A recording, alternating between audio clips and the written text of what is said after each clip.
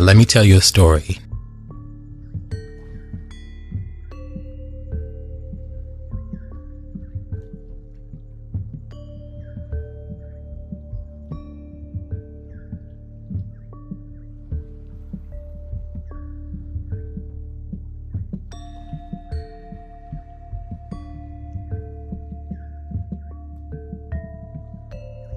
In his book, The Secret Teachings of All Ages, Manly P. Hall writes, "The sanctum sanctorum of Freemasonry is ornamented with the Gnostic jewels of 1,000 ages. Its rituals ring with the divinely inspired words of seers and sages. 100 religions have brought their gifts of wisdom to its altar. Arts and sciences, unnumbered, have contributed to its symbolism. Freemasonry is a worldwide university, teaching the liberal arts and sciences of the soul to all who will hearken to its words. Its chairs are seats of learning, and its pillars uphold an arch of universal education. Its trestle boards are inscribed with the eternal verities of all ages, and upon those who comprehend its sacred depths has dawned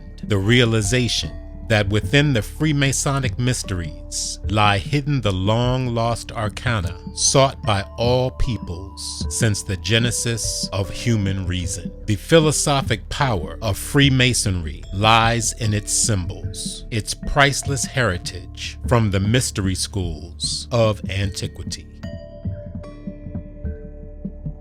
In his book, The Lost Keys of Freemasonry, Manly P. Hall writes about the Master Mason. On the upper steps of spiritual unfoldment stands the Master Mason, who spiritually represents the graduate from the school of esoteric learning. In the ancient symbols, he is represented as an old man leaning upon a staff, his long white beard upon his chest, and his deep, piercing eyes sheltered by the brows of a philosopher. He is, in truth, old, not in years, but in wisdom and understanding, which are the only true measurement of age. Through years and lives of labor, he has found the staff of life and truth upon which he leans. He no longer depends upon the words of others, but upon the still voice that speaks from the heart of his own being. There is no more glorious position that a man may hold than that of a master builder who has risen by labor through the degrees of human consciousness. In this picture, Manly P. Hall writes, is concealed the allegory of the lost word. The Master Mason, having completed his labors, becomes a worker on a higher plane than the one in which the ordinary builder is permitted to work. The Master Mason becomes the capstone of the universal temple.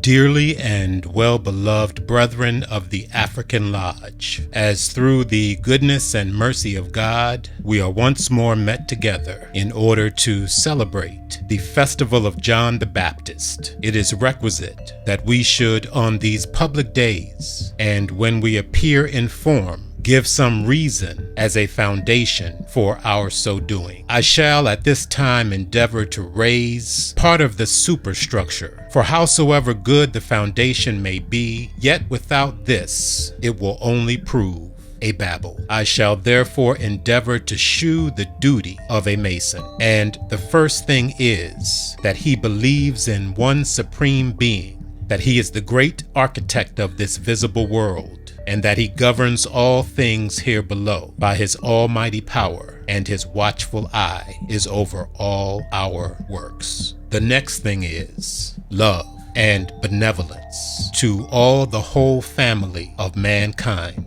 as God's make and creation. Therefore we ought to love them all for love or hatred is of the whole kind. For if I love a man for the sake of the image of God which is on him, I must love all, for he made all and upholds all, and we are dependent upon him for all we do enjoy and expect to enjoy in this world and that which is to come. Therefore he will help and assist all his fellow men in distress, let them be of what color or nation they may, yea, even our very enemies.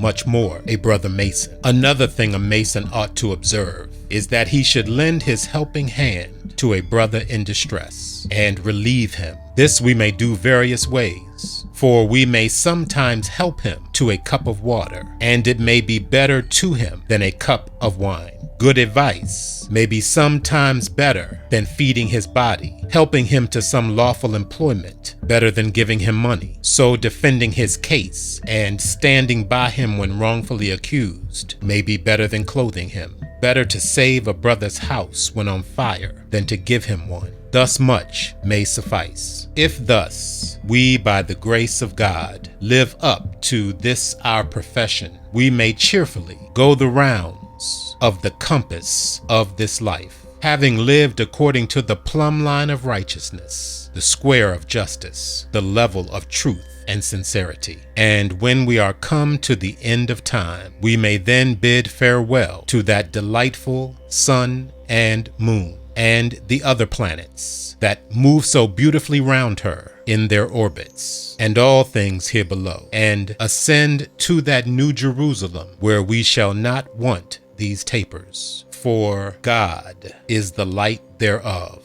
where the wicked cease from troubling, and where the weary are at rest.